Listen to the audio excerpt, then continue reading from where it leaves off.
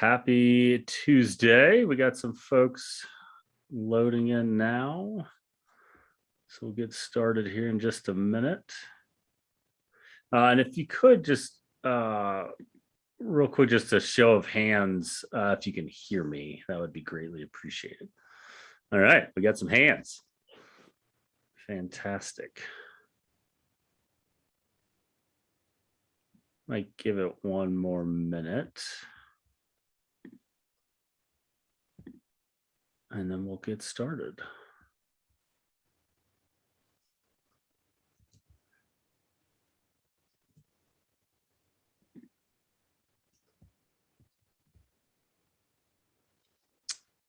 Perfect. I think people will come in, but we have a pretty large group in attendance. So why don't we get started? Because it's going to be a jam-packed hour.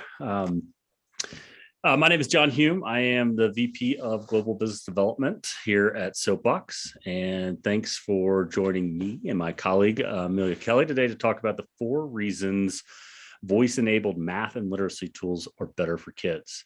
For those of you who don't know me, I've worked for a variety of tech companies for going on almost 20 years, really with the main focus of my career being on ed tech, specifically in roles with business development and client success. And these types of roles have really given me an opportunity to work very closely with companies, school districts, ministries of education, schools, teachers, students, and parents, which, being able to work with the various types of stakeholders has given me a pretty unique perspective. And here at SoapBox, we've built something unique and special. The only speech tool that actually delivers voice-enabled experiences for kids of all ages and accents, which I think is very important. And I currently spend a lot of time talking to prospects and clients, about their use cases, showing them, our technology and exploring how it can solve, their new or existing product challenges, or even enhance experience they're offering for kids. So I am delighted to be with you today and to host this session with my colleague, Dr. Amelia Kelly. And I am going to let Amelia introduce herself as well. Thanks a million, John. Hi, everyone. I'm delighted to be here. My name is Amelia Kelly, and I'm the VP of Speech Technology at SoapBox Labs. So I joined SoapBox Labs in 2015. So I've been with the company almost 7 years now. But in speech tech in general, I've been in this field for, say, 15 years. I've got a master's and a PhD from Trinity College in Dublin, and in Ireland, and in linguistics and speech technology. I'm a Fulbright scholar. I've worked for multinational companies. I've worked for startup companies in Silicon Valley.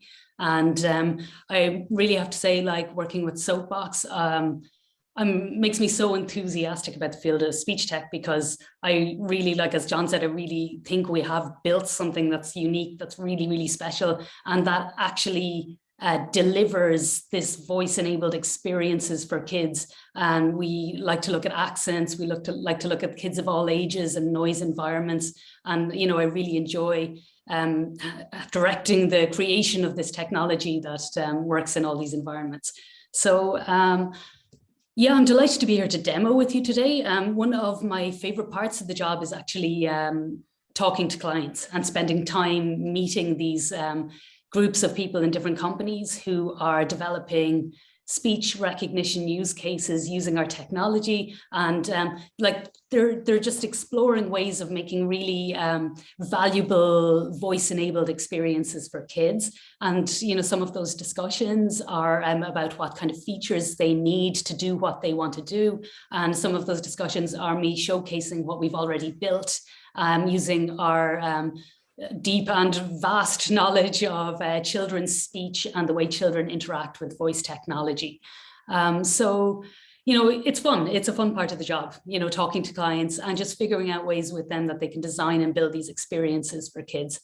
So, John, should we get right into the demos, or should we get right into your Yeah, we'll jump into the deck. Just before we do that, as I mentioned, I spend a lot of time, with clients and exploring their use cases, and something, I collaborate a lot with Amelia as well. And one of the things that I'm so grateful for is how approachable Amelia makes the technology. We're able to show clients something that can, transform the way they think about designing and building products, specifically for kids. For me, that's incredibly powerful. And as we go into the demos, we'll explore some of that today. So I am going to jump into an introduction deck, share the agenda and some housekeeping rules. So give me 1 second while I do that.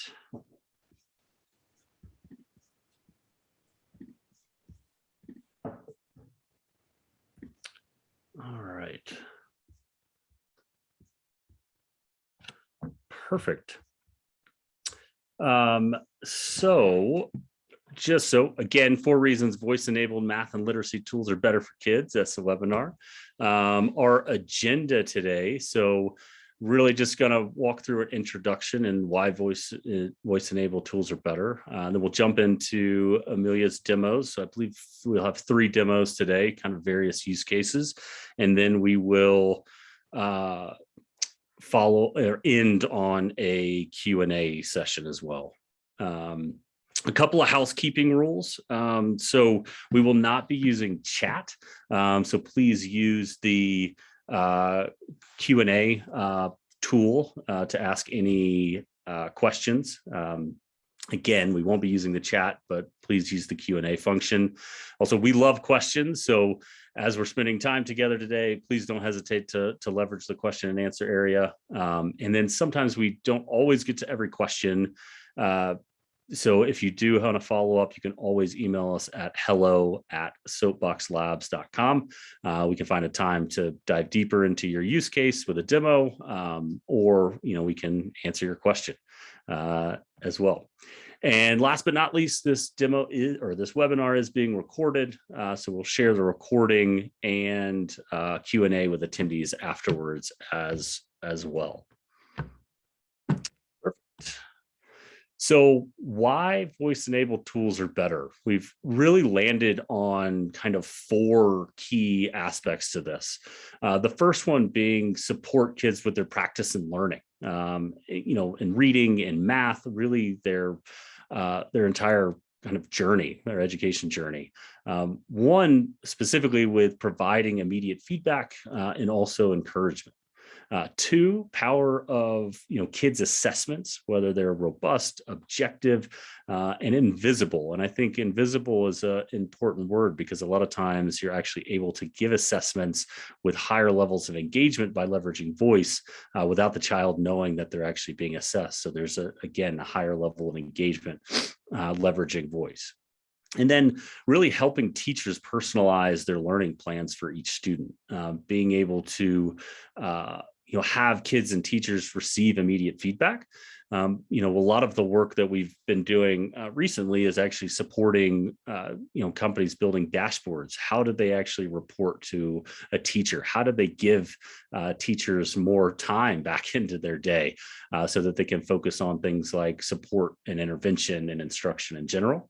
And then the fourth really is unique data set. Voice offers a invaluable data point that you're able to leverage, whether at a school, a district, any of the stakeholders that I mentioned, but also ed tech companies. They're able to, improve or build new products by leveraging the voice data point as well. And something that, I typically don't read off slides, but I do want to read this out loud. Adult speech technology does not work for kids. And I think that is a really important point. And at SoapBox, we've created and built kid-specific speech technology that really, powers various types of products across the market. We license our technology, so we are enabling technology, whether we use it in a plug and play environment or we're building custom language models for our clients. and this is for small companies that are just getting started and want to build a product literally around speech, or we work with large established brands that have multiple product lines that are trying to improve those products or release new products as well. And because adult speech does not work for kids, there's a couple of really critical reasons for that and why we set off on this path to build kids focused speech technology. Kids' voices are, physically different. The vocal tracts are shorter and thinner. Their vocal cords are actually smaller. So the frequencies and the pitch of their voices are very different from adults. Kids have different speech patterns. Kids don't necessarily straighten themselves up and think about what they want to say. They really tend to blurt things out, somewhat random, but maybe it's not random for them. And then kids' environments are real world environments. They're using technology in noisy kitchens, classrooms, playgrounds, where typically performance suffers and potentially lowers accuracy. And then, kids have different privacy needs. We have to think carefully and thoughtfully about how kids' data is handled and processed. And as a foundational pillar of SoapBox, we were built on privacy by design. We take privacy very seriously, and is a core to what we actually do. And the other main pillar I would say for us is accuracy. Without accuracy, voice-enabled learning doesn't happen, either in the classroom or at home. It also, lack of accuracy creates, what I would say are false narratives. So whether you're receiving a false negative telling a kid they're wrong when they're right, could potentially create serious confidence issues, and it will limit their engagement with the experience. The other is false positives, telling a kid they're right when they're wrong, which foundationally is not educational. And so really kind of thinking about privacy and accuracy as pillars of SoapBox become very important, especially as we're working with clients that their end client is, a school, a district, Ministry of Education, et cetera. These all become very, very important for the learning experience as well.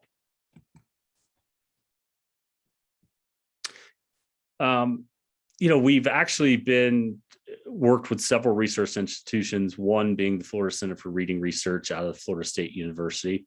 And, they've actually done some reports, et cetera. But we have built speech tech to fit the diversity of, say, a New York City classroom. I have spent a decent amount of time in New York City classrooms in my career, and they are very diverse environments. And so that is what we're trying to succeed at, specifically as our accuracy has been independently validated, whether it is the Florida Center for Reading Research or say MIT. And a data point that I found truly inspiring and motivating was coming out of Florida Center for Reading Research. No bias exists in scoring with SoapBox speech tech between white and Black students, white and Latino students, or students from high poverty versus low poverty backgrounds, which is something that we strive for every day. And it was incredibly validating to receive that from a third party. And my last slide before we get into it, before I transition over to Amelia to do some demos is, here are some use cases that we have seen. It's just a sample, but, and we can return to these and dive a little bit deeper as well. But really focused at a high level, there are solutions for everything from pronunciation assessment to reading practice to comprehension questions. Our solution is also being used for dyslexia screening, multiple choice questions, and then we'll also have a demo of a math environment as well. So with that, I'm going to turn it over to Amelia and continue with the demos. Great, thanks, John. It's a great presentation, and yeah, I'm just delighted to hear again about the lack of bias in the independent research. I love hearing that. It never gets old, and it is something that we strive for all the time. We're constantly evaluating and re-evaluating our system to make sure that we maintain that fair system.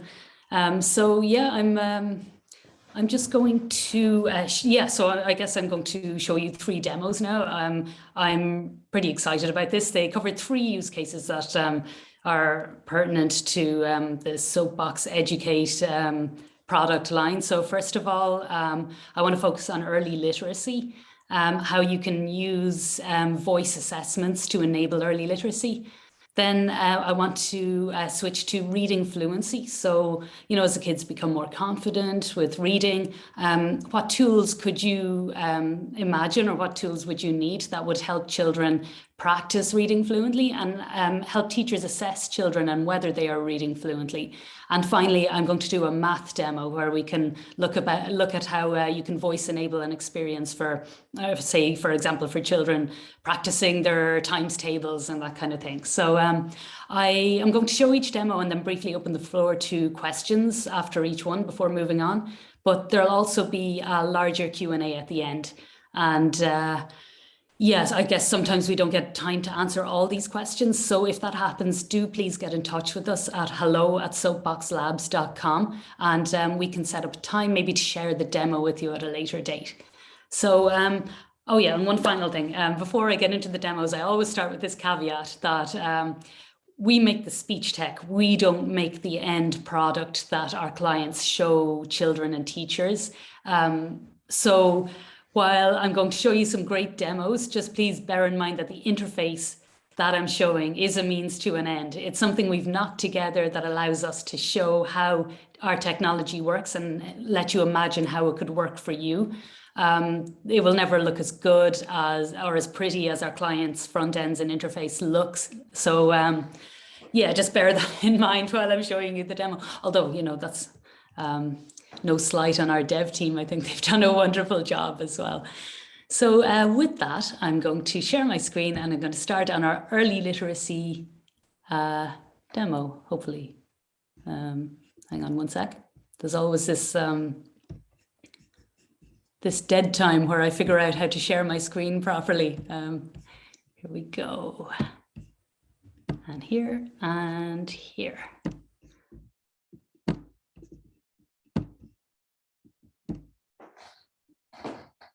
So I'm hoping everyone can see my screen. Yep. They can. Good. John? Yeah. Some of you are new to SoapBox Labs technology. Some of you, I'm sure, have seen some of this before. But I think I'm going to show this tried and true example that really showcases how SoapBox technology can work for young kids who are just starting off on their literacy journey.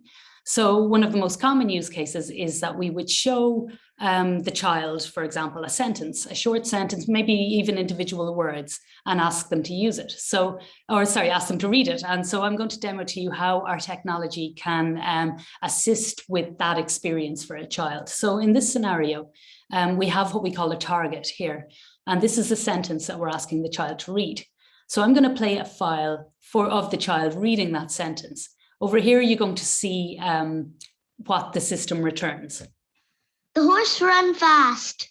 So here is the JSON format that we return. So I just want to show you this briefly before I move on to something that's a bit more accessible. For all you developers out there, when you send up the target, which is the sentence, and the audio file of the child reading it, what we send you back is this very easy to parse JSON format, which gives you the sentence you were looking for, and then individual score confidence breakdown here per utterance, word, and phoneme. So for all you non-developers out there, and for just to make it easier on the eye, we've got a much easier way of showing this to you. So I'm just going to play the file again. The horse ran fast. So we can hear in this particular file that the child said the horse run fast instead of runs fast. So what our system returns is an 89% score, a pronunciation score, a confidence score. It can be interpreted in any of these ways of how well, it's a measure of how well the child read this sentence. So if we break down into that, we can get a little more insight into what that means. The horse ran fast. So you'll see we have individual word scores, and also we can break it down to the phoneme level as well. You might have heard in the file that the child said the horse run fast instead of runs fast. Run. You can hear that the child said run there. And when you break it down into the individual speech sounds that make up the word, you can see that the z sound at the end of runs actually comes back with a very low score because it wasn't actually pronounced. So from that, you can infer that the child did not read that part of the word. We also provide start and end times, which allows for playback. So for example, you can play back the individual speech sounds in this word. Fast. And I think this is really powerful. I don't think it's something that anybody else offers for child speech. And I think it's really, really accurate, and it's interesting for things like pronunciation assessment. If children have you can see very easily when a child practices using an early literacy product, if they have a consistent or systematic error in particular phonemes or particular words or phrases. So I find that very interesting, and our clients have fed back that it's very useful to them as well. So another powerful thing about this particular offering, and something that's very good for early literacy as well, is giving children a kind of a gaming experience where they, for example, they might choose between farmyard animals. You might ask them, you might get them to engage in different ways. So they may not necessarily be reading, but they could be doing things like phonological assessment, blending or decoding, and all these different things. So for example, in the case where, let's say, you ask them what their favorite farmyard animal is, and you could show them different pictures, or you could show them the actual words and they could read them. So we could say, we could show them a chicken or a robot. I'm making this up as I go along, to be honest, or a dog. And you can ask them to say which one they want or which one they like best. Chicken. So what we do in this scenario is that we look at all these targets simultaneously in the audio file, and then we return the target score for each of the different options. So in this case, chicken scored the highest, and we can see again the individual speech sounds, whereas robot and dog both came back very low. So you can infer from this situation that the child said chicken. Now, this is powerful for phonological awareness, for example, because there are many words that are contained in other words. So I don't know, pan and pantry. So say pantry without the re, and they'd have to say pan.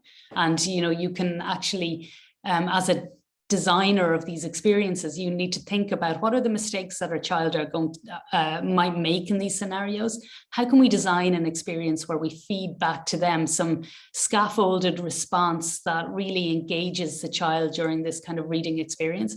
So that's what makes these these multiple targets very, very powerful in an early literacy kind of setting. Here, the reason these are red and green as well is because as a technology company, we are returning to you a score, and it's up to you to determine what that score means. So for this interface, we have determined that anything over, say, 60% is green and anything under 20% is red.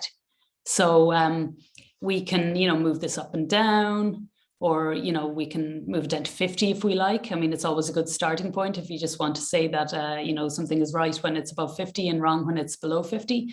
This is something we can also offer guidance on. It really depends on your type of product or platform that you're building out.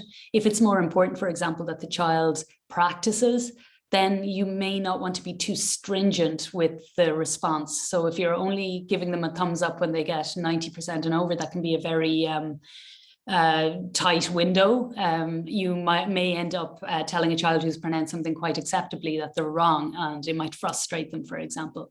But similarly, if you set the target too low, or say you set the threshold too low, you might end up telling a child that they're right when in fact they didn't actually pronounce something correctly. But this is something that we can work with clients on, and we do get a lot of questions about looking for guidance in this particular area. Another thing, we have showed some of these examples in other webinars, but one bit of feedback that we always get is that clients would love to hear some real world data that we're always talking about children in these environments like kitchens and cars and playgrounds and that. So I suppose we do have one or two here. So this one I like very much. Fungi hit the big red bucket. So, that's a very, very noisy file. This is the type of file that fails on other speech systems. Fungi hit the big red bucket. And you can see that while our system isn't 100% confident that it's heard particular phonemes, that's not such an issue because it has actually given them a high score. It can confidently say that the child said particular things. But one thing I just wanted to point out in this particular sample is that the child sounded like they said hid rather than hit. You can hear, that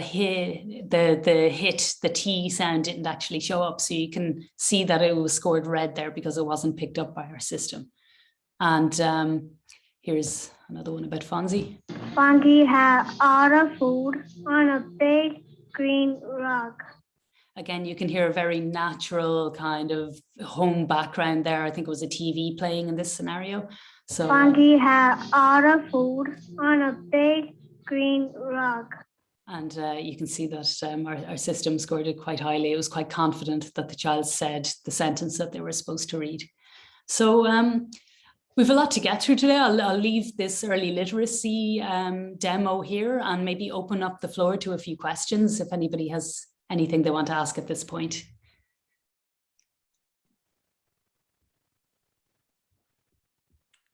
No questions so far. We did get a comment, this is so cool. So that's we're tracking in the right direction. Great. Okay. So then I will move on to the next one. Sorry, I feel like I have so many windows open here that I can't actually move. We have a question actually from George Sterpu. Hi, George. How did you choose this particular inventory of phonemes? So when we choose the phonemes, and these for the non-linguists out there are the individual speech sounds that make up the words. The way we chose the phoneme set that we work with is that, first of all, we want to relate it to the International Phonetic Alphabet, which is kind of the standard that people use for breaking down words into individual sounds. Also, there is... I don't know if for those of you again who aren't linguists, if you've ever opened a dictionary and seen the squiggly writing beside a word, that's what shows you how to pronounce it, and it can get very, very in depth. Generally, people who work in the field of speech technology have had to take those underlying speech sounds and translate them into a computer readable code. So there are many standards out there like ARPABET or XSAMPA. We have developed one that kind of takes a bit from everything, but is still very widely recognized as standards. So we don't have any strange stuff in there. So that's how we got our inventory of phonemes. Adela Dwyer has asked about pitch recognition. All I can say about that is watch this space. We're doing interesting things in that area. Amelia, yep. I think we move on into fluency and then we'll come back. I'm making a list of the questions as well, so we can come back in the Q&A. Great. Okay. So I'm just going to move this and... sorry, I've got a menu bar in my way. I'm just going to move there.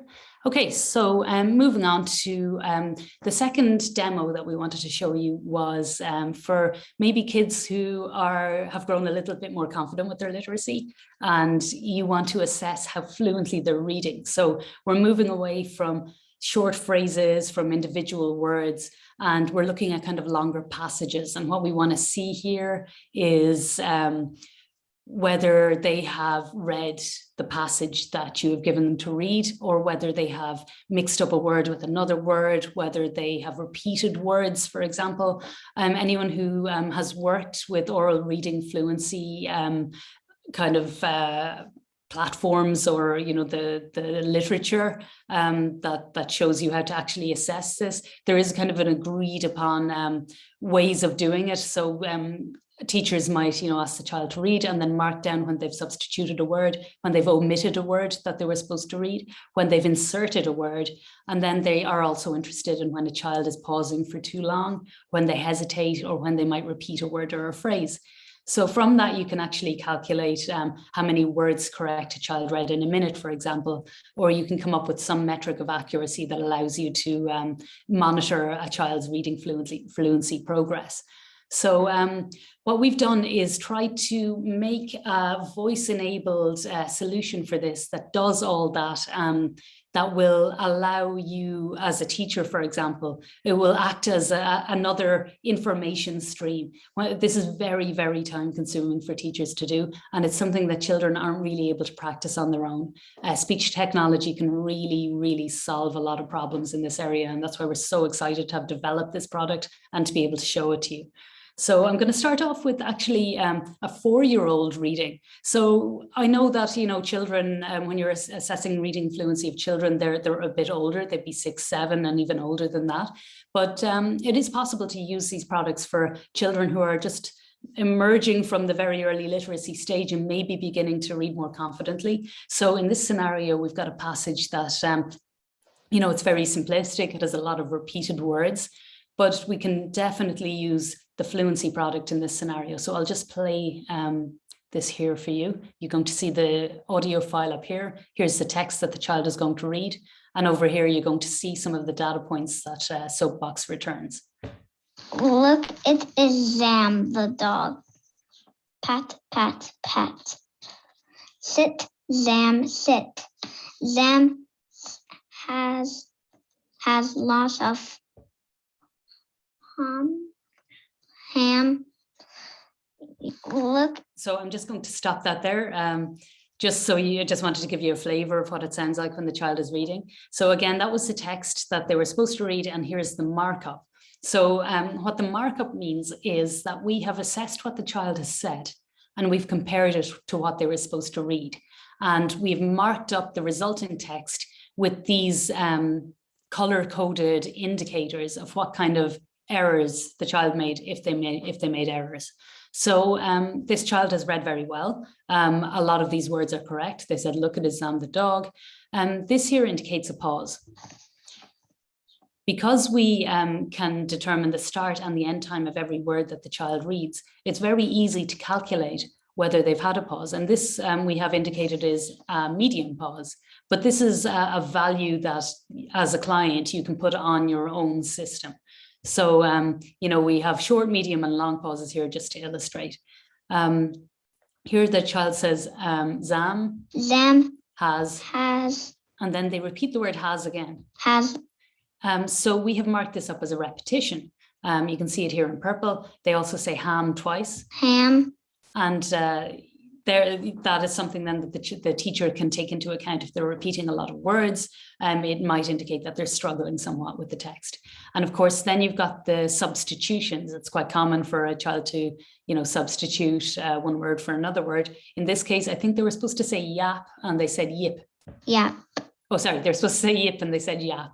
So the reference here is yip, and the transcription, what the child actually said is yap. And we also return this information to you, again, with a confidence score and a start and an end time. So moving on, we'll go to a 6-year-old maybe. This is a really good file, I think. Oh, he steers near a giant asteroid. Yog and Yat shout, wait for you, wait, what? I think this is a lovely example because it really shows a child reading quite well, actually getting quite excited by the text, and then just making a couple of errors. The types of errors they make are they're unpredictable unless you know what you're looking for. So we've spent a lot of time studying the way the children read when they're on their literacy journey, and we have built out our product to kind of expect these errors and to build a system that will work for a child that's struggling in this way. So to look quickly at the markup here, we can see that they start off quite well. There's a long pause, and then we'll see this insertion. So they've said a word that wasn't in the passage. Hot. They say hot because I think they're attempting to say yog, but they say hot instead. And then they go yog and yat. There's another insertion here where they struggle over the word shout. So they start off saying shoot. Shoot. Then they repeat the word shoot. Then they eventually, after a pause, get to the word shout. And then we have a pile of substitutions where wait for instead of what are. So I think it's a good, and then we have another insertion and another repetition there as well. Another thing I should point out at this stage is that here are some of the metrics that SoapBox returns. So the duration of the file, the number of words spoken, and then all these data points here will allow the client to calculate an accuracy score or a words correct per minute. So for example, these data points, we have 3 insertions, we have 0 omissions, we have 4 substitutions, 2 repetitions, and there were 11 correct words in all. And then also we can tally up the pauses. So we can say, you know, based, if you decide that 1 second is a long pause and, you know, fractions of that are short and medium pauses, then you can count those up as well. And again, for the developers, this is what it looks like when it's returned to you. It's got transcription indexes of actually what the child said, how it references back to the text, and whether the word was correct, the start, end times, etc., etc. Yeah, this is pretty much it in a nutshell. And yeah, I'm happy again to open the floor up to any questions that you might have at this time.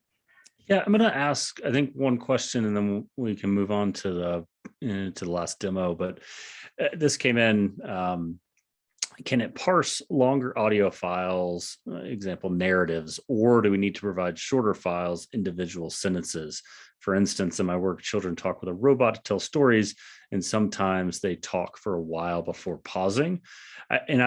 Amelia, I think if you could take this from the context of the difference between the first demo you showed and this demo, that might be great.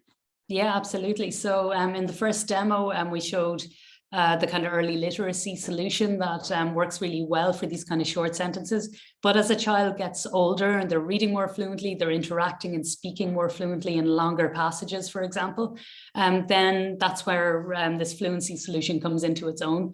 At the moment, this fluency solution can take audio files up to 60 seconds in length. For the early literacy, we recommend maybe 10 to 30 seconds to be the max, maybe. But for this fluency product, basically anything up to 60 seconds is fine. Also, we are working on extending that time. So that's something that we're hoping to offer in the future. Perfect. I do. Let's move on to the math, and then I'll ask this question because we get this other question all the time. Okay. Okay, great. So I'm happy to move on to the next demo then. Sorry, I never seem to do that. I always get this talking bar in the way and I can never move my screen out of it. So here is the math demo. So I'm actually really excited to show this one because it's the first time we've shown it. And I think it really uses our technology to do something new for us, something that I know our clients are working on, something I know that they're excited to get into. And it really allows us to show how you can use our technology from the point of view of the person designing it. So I'm kind of engineer scientist. I'm always saying, well, I know exactly what it does and what features it has and whatever, but what it can do is a whole different kettle of fish. And it's really interesting to just see the power of our technology or see what our technology can power. So this is a math demo. I want you for a second to ignore all this stuff on the left, ignore all this stuff on the right, and focus on what happens here in the middle. So this is a kind of a mock-up of an experience that you could build out for a child who wants to practice their math, wants to practice quick fire question and answering. We get a lot of questions about the latency of our product and whether it can enable an experience like that. And I hope that this demo shows that it absolutely can. So I am going to be using this panel here on the left. Under these buttons are real live voice recordings of children saying these numbers. So this is, I'm not suggesting that a child would have to press buttons in order to actually use any experience that a client builds. This is just for my own ease of use. It's very difficult to demo child speech recognition without carting in a child to actually say the stuff. So this is the next best thing, really. So I'm just going to show you this without any further ado. So here's the question: 3 + 1. 4. And then quick fire. What's the next one? Let's get it wrong. 7. Let's go. 50. And then, you know, math doesn't always have to be about the numbers. You can ask them about the operators. You can ask them anything. You can show them 2 piles of red and blue things and say, are there more red ones than blue ones? All of these are mathematical concepts. And you can use voice technology to help children engage with these mathematical concepts. So in this case, Equals. We can go more than less than. Less than. And we can just get it wrong. Minus. So you can see here how you can use our technology. And again, I'll explain what's going on in the right-hand panel now in a second. But you can use our technology to enable an experience like that for children that can go on as long as you want. You can record the results of it so a teacher can see, a parent can see, or even the child can just see and then erase, and maybe they just want to practice this as a game.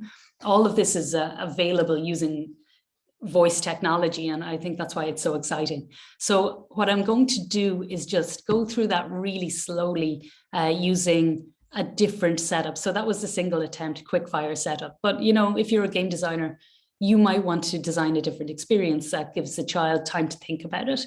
You might want to allow them to have more than one attempt if they get it wrong. So in this particular version where the question will be asked, I'll explain what's going on in the right-hand panel, and then I'll show how you can use our technology to give targeted and scaffolded feedback to a child as they're engaging with the product like this.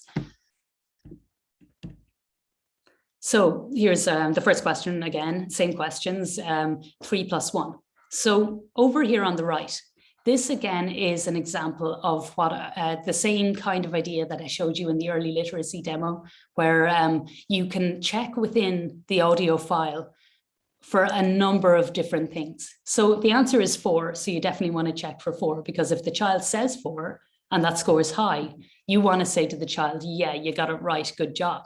If they get it wrong, you could, by all means, just look for the word 4, and then if it doesn't score highly, you tell the child, sorry, it's wrong. But this multiple target thing allows you to feed back something quite targeted to the child, depending on what they said. It creates a more immersive experience, and it makes it just a more engaging experience for the child. So it also just takes a little bit of design thinking. So what are the options that you could look for? You could look for everything. You could put 50 options in there if you wanted, but you're probably creating work for yourself. The child could literally say anything, but you know that they're probably either going to get it right or they're going to get something. They might get it wrong by 1. So they might say, they might think that says 3 - 1, and they say 2. So I'm going to play the recording of a child saying 2. 2. And look, we can give them targeted feedback. Actually, what you said was 3 - 1 is 2, not 3 + 1. Now that shows the child that this thing can hear them. It's not just giving a blanket, you're wrong. It's saying, yeah, I heard what you said, and I am answering you in this way. And the children kind of feel like they're being listened to, so that's good. We can try again. We can get it right this time, and I'm going to play a recording of a child saying 4. 4. And here's attempt 2. Again, it was 3 + 1, and the answer was 4. The child said 4, so the 4 options scored high while the other options scored low. Now you might be wondering what 14 is doing in here, and I think this is really interesting. So 4, you can actually break it down again, so the individual speech sounds are being shown. Now 14 contains the word 4. This is common in the English language. A lot of words contain other words. the word wonderful contains the word one. So the word 14 contains the word 4. So let's just check the child didn't say 14. And you can see very clearly that the child didn't, because while the 4 part came back high scoring, the teen part came back scoring very low. So that just shows how granular the speech technology can get. So moving on to the next one, which is already up on the screen, 7 minus 2. And again, let's show how you can build out your answers, making us kind of a scaffolded response experience. Let's say 9. 9. And they'll again say, well, that was 7 plus 2. We're looking for 7 minus 2. So how about you try again? And what if they said something that you hadn't anticipated? So the reason we have these targets here is that you want to anticipate what you think the child is going to say. So you can build out a targeted response based on those options. But it's not like you have to present these options to the child in a truly immersive experience. You just leave it open and they can say whatever they want. So what happens if they say something completely random? What if happens, say, if they say 30? Here's a recording of a child saying 30. 30. You can just have a response that said, try again. You know, you can have your logic built in and coded in that if all of these things I'm looking for in the audio file come back scoring very low, then just default to this try again, or, you know, that's not it kind of thing, or let's have another go kind of response to the child. So moving on. 5 by 10. So I'm going to get this one right, I think. 50. Oh, so again, we look at our 3 responses, 50, 15, and 5. Again, I just wanted to point out here that it's interesting that the word 50 is contained in the word 15. So 50 is what we said. It was right. It came back high scoring. But actually, if we look at the phonetic breakdown of 15, we can see that it contains the word 50. So we just want to check for 15 as well, just to make sure they don't say it. And we can see very clearly they didn't, because of this, this N scoring very low at the end of the word. We don't even have to get into that, because we can see that 50 is the one that scored high. If 15 also scored high, then you'd actually know they said 15. And I think in 5, the F, yeah, because 50 begins with F, 5 begins with F. That is the only phoneme they have in common, so that scored high as well. So moving along then to question 4, which is 5 plus 2, what? 7. Is it more than, less than, equal to? And, you know, let's just say Equal. And again, equal scores really high. But you do check for more than or less than, because it's possible that the child says more than or less than, and you want to, again, build out an individual response unique to each of those answers, and then maybe a fail-safe response if they say anything else. So then the next one, again, same thing, 3 plus 2, is it more than or less than 6? Is it equal to 6? Or they could just say something completely random. But in this scenario, let's pretend they say less than. Less than. And they got it right. So we can see in here that less than scored 93%. And look, all the phonemes in less than are high scoring. But it's also interesting to notice that, excuse me, it's also interesting to notice that more than has the word than in it as well. And if we tap into more than, we'll see the more part came back low scoring, but the than part came back very high scoring. So again, it just shows the granularity of the system, and also showcases that some words are contained in other words. So sometimes you have to be a bit careful about your design of these targets that you're looking for within the audio file. And yeah, finally, moving on to the next question, the last question, which is 3 something 3 equals 9. So I just wanted to add this one in because I just wanted to show these targets here that kind of allow this natural language kind of approach to the problem. People say different things to mean the same thing. In days of old, you'd have to program exactly what somebody wanted to say, or create a button that they push when they want exactly one particular thing. With language, that's different. We say, you know, in Ireland, we'd say 3 by 3 is 9, but in the USA, they might say 3 times 3 is 9. You might say is instead of equal or anything like that. So, you know, in this case, if they say Time. they get it right. But, you know, you'd also want to mark the child right if they said by or multiply or multiplied by. So you want to put in all those options. So you give the child a chance to use their natural language in order to get the question correct. So yeah, that's it for the math demo. I'd be really interested to hear your questions on that. And yeah, let me know. Yeah, that was awesome.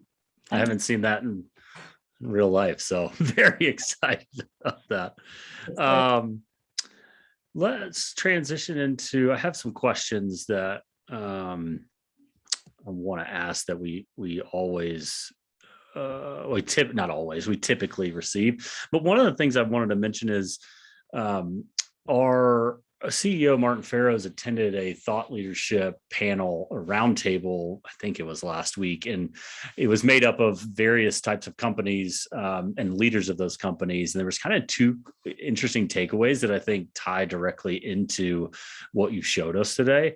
And the first one is the value of assessments is in how they empower teachers to offer individualized teaching or learning, which I think is a really interesting point, because goes back to that unique data point of being able to leverage voice in order to individualize the teaching. And then the way that they see speech tech's role is really augmenting the human connections that drive learning. So speech tech allows the ability to surface issues and insights that then help teachers to act, which I think we're seeing that as we're talking to clients, we're talking to prospects, as we're getting into use cases as well. We really are being able to see those things, kind of come to life. And with that, and I'm going to ask you this question because I know you love this question. Can you speak to how the system deals with accents? I know you said no bias, but how does the system treat dialects and accents in terms of correctness? And Amelia, you could stop sharing your screen if you want to. Good call, yeah. So that's, as you say, one of my favorite questions. I love this question. It's very interesting to me as a linguist and a speech technologist to create technology that works for every accent. And, it's very important in linguistics, in this, the world we live in. It doesn't just have one accent of English. It doesn't have two accents of English. I'm sorry, somebody, excuse me. My phone seems to be hooked up to my computer for some reason and it's ringing at me. It's very important to me to build technology that is fair and equitable for all accents. And, it's an interesting challenge as a linguist to approach this. So there are ways that accents differ. Some are they're lexical. So there are different words in the dictionary. So different ways to pronounce words in the dictionary. So a really common one is tomato. In the US, I think they largely say tomato. In Ireland here, we say tomato. And so this is an easy one to deal with.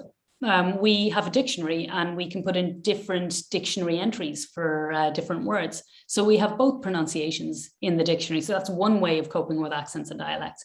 But that's not the whole story. In fact, that's only a really, really small part of the story. The fact is, if I say the word hi, I'm going to say it differently the next time I say hi. And it's going to sound largely similar. It's going to sound more like hi than anything else I say. So as humans, we can parse that, I've said that word. But if I meet someone from a different region of the world who's also speaking English and they say it in a slightly different way, their vowel might sound a bit different. That was a hugely complex problem to solve. And the way we got around it really was neural networks and lots of data and lots of computational power.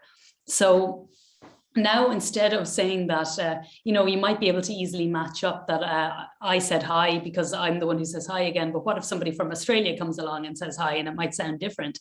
Well, luckily now I have a model that is a neural network that has basically learned from all these data and that I've fed it. I've shown it plenty of examples from people all over the world. In fact, our database is thousands of hours of children speaking in 193 countries all over the world, saying things naturally in their own accents and dialects. And we just group them together when we're building a neural net, so that the neural net learns that there are multiple ways to say the same thing. They might sound slightly different. There might be groupings where certain groups of people say it one way and certain groups say it the other way. But we've really moved away from this traditional notion that British English exists or American English exists, because really, if you listen to somebody who is British or American, there are hundreds of thousands of accents in each of these areas that, you know, they equally see themselves as British or they see themselves as American, but they are, you know, speaking English, and their accent varies, and we can model all that using neural nets. So, you know, I just find it really interesting now that we can prove as well using our evaluation set, using all the kind of rigorous ways that we build out our system, that our system will work equally well for children speaking in all these accents and dialects. And yeah, sorry, it's a long convoluted answer and it's got many facets, but I really love the technological aspect, the linguistic aspect, and the proof that it's actually working and can be used for, you know, real ed tech solutions that our clients are building in the real world. Thank you. I do know you love that question. I can talk about it all day. I know, which is exciting. So kind of on that, I have two more questions and I think we'll need to wrap up, but one's more of a general question. The other one is very specific to the math demo, but have you tested the software in a classroom setting where kids are far from the mic and wearing masks, or does the child need to be close to a microphone for high accuracy? Kind of thinking about your real world examples. Yeah, it's very interesting. We have tested slightly far field scenarios. So in a classroom, you know, I actually did a very targeted study on this.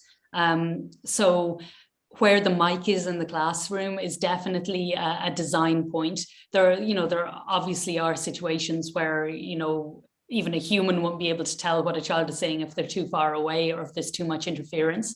But that said, we've definitely moved away from this scenario where the child has to sit at a computer with a headset, with the microphone and speak directly. And generally, children, they're using iPads, they're using, you know, Chromebooks, this kind of thing, and they're interacting with their technology quite naturally. There are microphones in these devices that, you know, the child's speaking to them, they're built quite well. And, you know, there's no need anymore for these, you know, plugging the child in and making everybody be very quiet while they enunciate very carefully at the speech recognition system. It's not like that anymore. We haven't actually done any studies of kids wearing masks yet, but I have heard of people doing it in Interspeech recently. I think there was some talk about it. So that's a big speech conference that happens every year. So it's obviously been a hot topic over the last 2 years with COVID. So it's something that I'd be interested to explore for sure. Yeah, we do have some clients that are doing testing, and the kids do have masks. We haven't gotten any feedback that it is impacted. So yeah, wearing mask is a relevant topic right now. So it's interesting. Last question. It's very pointed, but very awesome math demo, Amelia. In the previous example, could you please explain how was the score for 15 calculated? So the previous example, I guess you're talking about one of the math. Right, one of the math examples, yeah. The general question, I suppose, here is that how do we attribute a score to one of the targets? So basically, it's a match between what the audio is coming in from the child and the model that we have built in the background of that audio. So the model is only as good as the data we've given it to learn from. So we've given it plenty of data, as I explained already. And sometimes, if it's really certain that the child said that the thing that we have the model for, it will give it a very high score. But, sometimes it will be like, oh, it sounds just a little bit like it, and it might give it a low score. Basically, we say, anything under about 15% is probably not. Again, we don't like to make the judgment ourselves. Rather, we like to give the confidence score and have the user then decide what that means for them. Obviously, we can give guidelines of what's appropriate and sensible. But also, we give the individual scores per phoneme, and we do have an algorithm that matches up the individual phoneme scores to the word scores. So, for example, if the word in the word to only has 2 phonemes in it, so if one of them is wrong, do you want it to score 50%? Do you want it to score 70%? Do you want it to score 30%? Generally, we find that if one very salient phoneme in a word is wrong, we like to drag that word score right down. So that, because the change in the phoneme has indicated a severe change in meaning in the word. That's not always true. I mean, generally the phoneme would change the word's meaning, but if that meaning actually shifts to another word, we like to drag that word score right down. We've got lots of complicated algorithms there trying to match up our phoneme scores to our word scores, but that's pretty much it in a nutshell. Yeah, thank you. I asked that question. I know it was pointed to the math, but I think you can think about it across all of our solutions and how we address that. Well, we are at time. Amelia, thank you so much. Thank you, John. This has been awesome. And if we did not get to your question, or if you want to set up a demo and dive deeper or talk about your use case, you can reach out to us at hello@soapboxlabs.com. We'd be happy to answer your questions. Hope everybody has a magical Tuesday, and we'll talk to you soon. Thanks Amelia. Bye. Thanks, John.